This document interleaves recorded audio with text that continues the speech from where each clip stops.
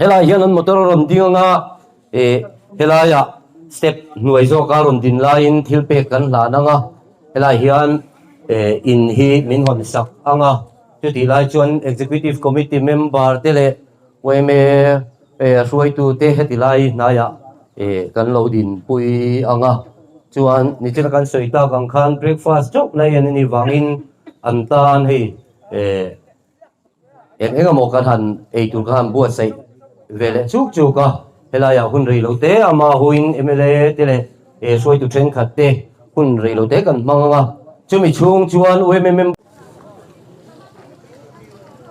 heta hian kabula hian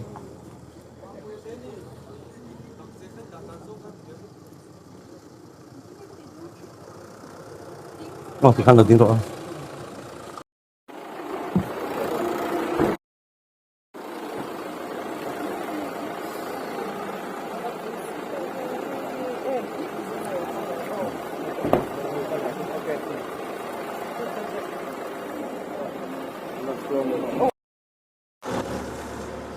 Madam thiếu bẹt không? Sợ. Ole.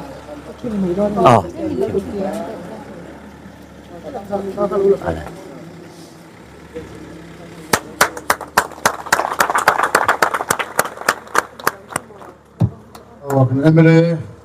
Baryl to MLA sa kontak lo me khana phone line Chawlhbuk afan hmanga YMA chawlhbuk min sak hi min han sak do na ni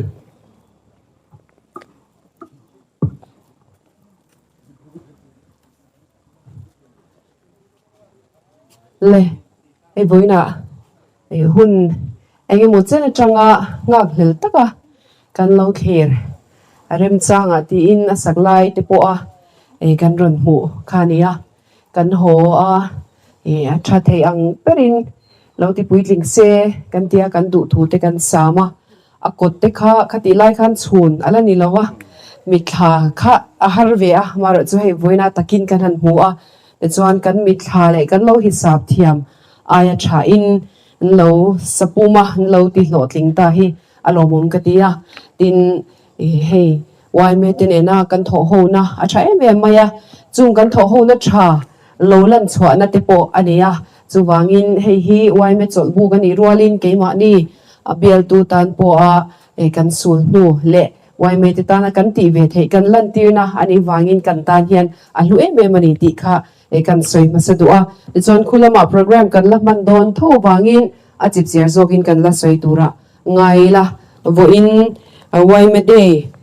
June ni som panga tho chan ni hian he YMA chawlhbuk MLA LADS fana kan sakhi lom takin ka honge khala pilo ka ngom hian atel tur oma in ngai ka chorong tel to mai chu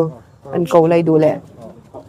thì khan kan committee member te hai kan senior pu pe dol te pu da te usa te po pu vai chu te lang te te kalau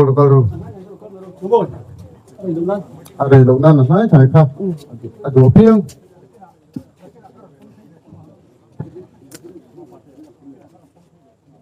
là chơi phần giờ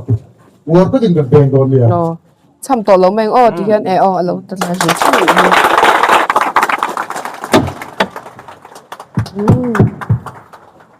an em ve bung rotin nei ngal ni mo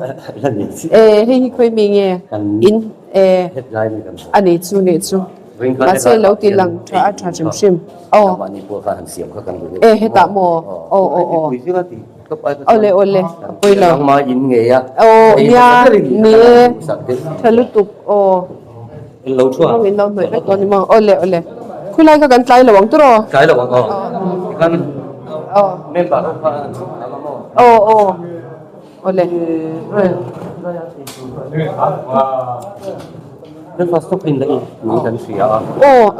kan ti ve dan shim ania ma che apui lo min ngai to su kan cái tên lâu thăm giải hết rồi ti sia kan ron ti don nya cái mà chú lagina asan pai na duang lo chu ula không hề in lo chu don lom ni Duê. Oh.